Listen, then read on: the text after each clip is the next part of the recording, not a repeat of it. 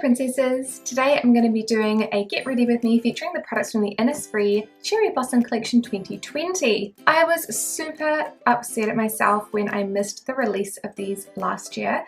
Innisfree does tend to do really tiny limited edition releases, which I think is so annoying because they always sell out, and I guess it's really good for them because they are getting rid of 100% of the stock, I guess, but it's really hard for me being based in New Zealand. I have to wait for everything to be released on the international market, and then they just everything goes really fast. Like, if you're an international buyer, I'm sure you understand what I mean.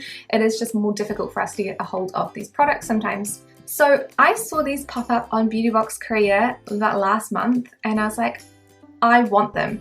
I know it's not the most interesting review or get ready with me because a lot of the time these are not going to be available. But if they do become available again and you'd like to see how they work and you'd like to see how I achieve this look, then please just keep watching. Okay, so I've done my sunscreen a few minutes beforehand. My face is quite nice and moisturized today. And I'm going to be starting with this cushion from, I'm actually not sure how to pronounce the brand, but it will be down below and I'll figure it out. But this is a long-lasting soft Bebe cushion, B-E-B-E. My brain is immediately like Bebe, like the French baby. I'm not sure if that's correct or not though. And mine is in the shade number 1 light, of course, because it is the lightest color. I picked this one up because I thought it had a really fun looking product description and it looked like it was going to be nice and moisturizing for the skin. However, I've tried it a few times and it's not really like that moisturizing. It reminds me a bit of the Romand Zero cushion, where it's a little bit drying on the skin in a way, like it's a little bit more of a matte finish, which is fine. It's just not really what the advertisement sort of led me to believe it was going to be like. The color itself is not too bad. It is a little bit more neutral tone than I would like personally, whereas my skin is more warm or yellow toned. The cushion does look really nice. It looks a little bit more moisturized today, I think, because I've just put on that sunscreen and my skincare is a little bit more fresh, so I think that it's probably my skincare making it look more moisturized in comparison. It is a bit light in comparison to the neck. And yes, I'm 100% wearing a dressing gown right now because I'm cold and my hair is still wet and it's like autumn here. So I'm a bit chilly.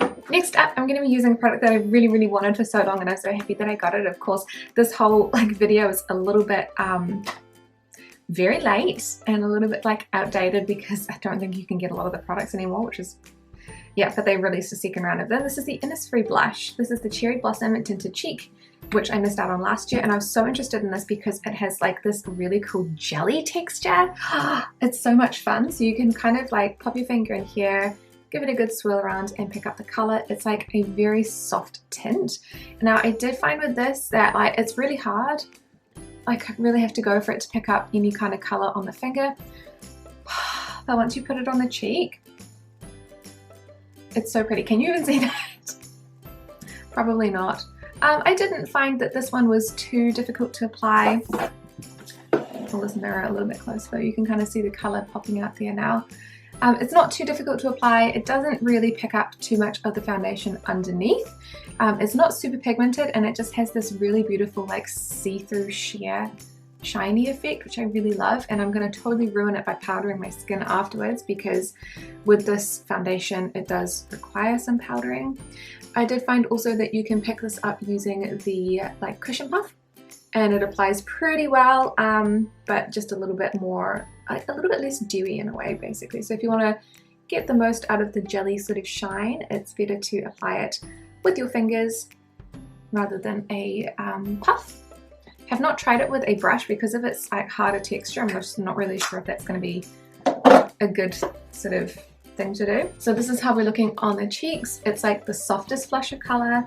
It's so pretty. It's really nice. Then I'm going to powder using the remainder of my Laura Mercier translucent loose setting powder, which is like on its last legs.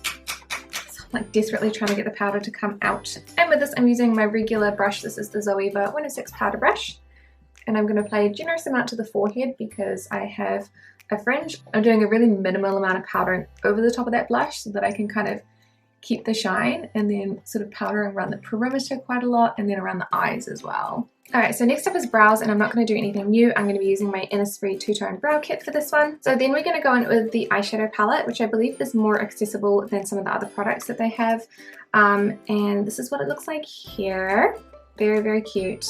Okay, so for this look, I'm going to try and put this one in the crease, this one in the outer third, and then this light sparkle over the lid. And we will see how that looks. I'm not sure what these are called because I've only got numbers.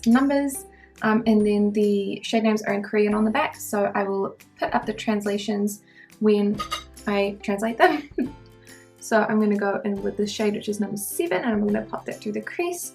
It's kind of like a soft mauvey, brownish kind of color, like a little bit of pink tones, but not too intensely pink. I'm trying to avoid using the more pink colors for this look today because the shirt that I'm wearing is like a royal blue. So I want something that's a little more on the neutral side, which of course, being that this is a cherry blossom palette, is not the easiest thing to do. And I always gravitate towards those other colors too. This color is actually really dark for like a crease or transition color.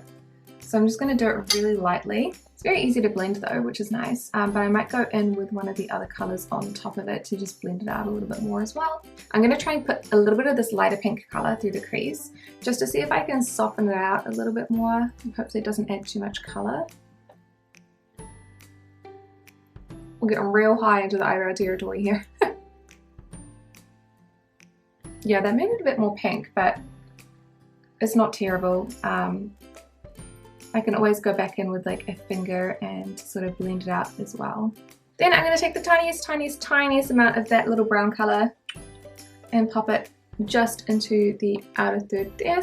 So it's kind of like a little stamp and then a little blend. Then using my flat shader brush from Zeeva, this is the 234 Luxe Smoky Shader. I'm going to pick up this color here, which is number 2. And I'm going to pop that on top of the eyelid. So I'm going to like press it in and sort of bring it up a little bit. And then also over to the inner corner. Okay, and this is how the eyeshadow looks.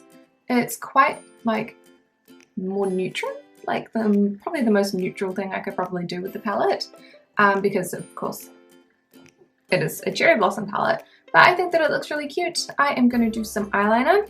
I'm going to use my usual Dolly liquid liner, and I'm going to do just a regular sort of eyeliner. Those looks are crooked. Next up, I'm going to curl my lashes using my Uemura eyelash curler, and then my mascara from Heimish. This is the Dailism mascara that I've been using since 2020. And this is how we are looking. Obviously everything looks a little bit more like, you know, I always feel like a little bit more like I look like me with the eyeliner and the mascara on, but I don't usually with false lashes, so yeah, this is what it looks like. I think that it looks like a really pretty sort of more neutral look. I'm not sure if it's something that I would do again though, because I feel like I do better neutral looks when I'm using other eyeshadow palettes, but you know, if I was taking it traveling, it's a look that I could do. And yeah, in general I think that it just looks nice. So next up we're going to be doing highlighter, and this one did come with a highlighter powder or illuminator. There's only one color, and it's kind of like a pinkish kind of color. And I'm going to actually apply that using a fingertip so that I have a little bit more control. I'm going to pop a little bit more just on the top of the cheekbone here, so you can see a little bit of the shine that way. I did apply this using a brush one time, and I just felt like it was a little bit too much for me. I am a very subtle highlighter person, so yeah, that's just my personal preference. On the cutis though, and then the remainder that's on my finger goes like on the nose tip. I think like nose highlights are very cute. I don't know if I have like the right kind of nose for it. I have a very like tall nose, like it's a very tall nose bridge, and it's like a bit crooked here, like I did smack my face when I was a kid, and I don't contour. I know, so but I think that the illuminator is very cute.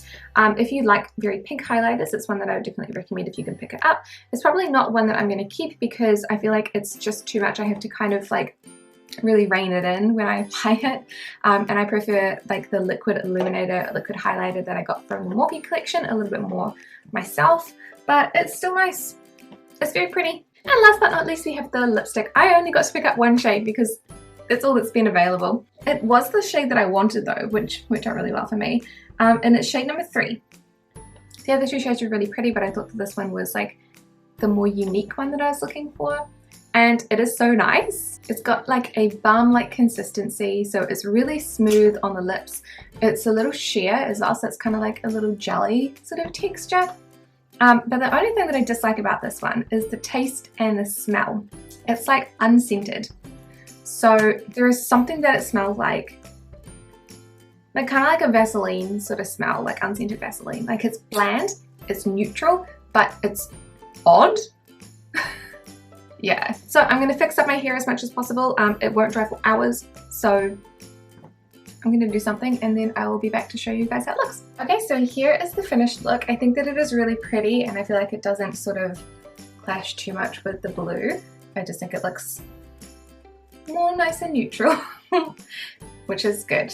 But anyway, I think that the collection is really gorgeous, so I'll go over a few of the details because for most of these things I'm not going to be doing their own review. So I'll start out with the little jelly blusher. I would definitely buy these again if I could find more colours in the Tinted Cheek collection. I think it's going to be called a Tinted Cheek collection because I think that it is really nice. It's a great formula, it works well. You do kind of stain your fingertips using it, but I think that it's really nice and it has a really great sort of look and appearance. Like it's luminous and like a see-through kind of color, and it doesn't pick up the foundation underneath as well, which I hate about some blushes. The eyeshadow palette, again, I actually really like this one. I'm not sure if it's going to stay in the collection, but this is going to have its own little review later on, so please check in again if you would like to see this in action. The highlighter or illuminator is not going to be one that I am personally going to be keeping, but I do think that it is a great product. I'm personally not going to be keeping it because I feel like it's too intense and too coloured. Like it's pink coloured, which I don't particularly like. I will have another go at using it a few times and see if I can kind of work it into the routine, but in general, for something that is not something that I'd use often, it's quite big in terms of packaging, and it doesn't seem like it's going to be worth it to keep it in the collection. However, if you do like a more strong highlighter and something that is a pink tone color, it is one that I would recommend because it is a lovely product itself. Then last but not least, we have the lipsticks. These ones are the Cherry Blossom Lip Tinted Stick, and I absolutely love these. I think that it looks really lovely. The color is beautiful and the finish is really nice on the lips. It really does glide over those dry patches. It doesn't accentuate them too much, although you can see a little bit of product build up on some of the dry patches around the center of my lips at the moment. But I just think that it wears nicely. It's moisturizing for the lips and I love the color. And so this is going to be something that I am going to also keep because I feel like it is just so nice and you can just pop it into a little handbag. Like it's tiny. Like here's a phone. Here's the lipstick. Teeny, teeny tiny. All in all, I am so glad I was able to try this collection because when it came out last year and I missed out, I was like so mad at myself because I was like, these are so pretty. So I'm super glad that Innisfree decided to do a round 2 release. I'm assuming it's a round 2 release and not just Beauty Box Korea found some extra stock. I actually don't know, but I'm glad nonetheless. So thank you guys so much for watching this video and I will see you in the next one. Bye!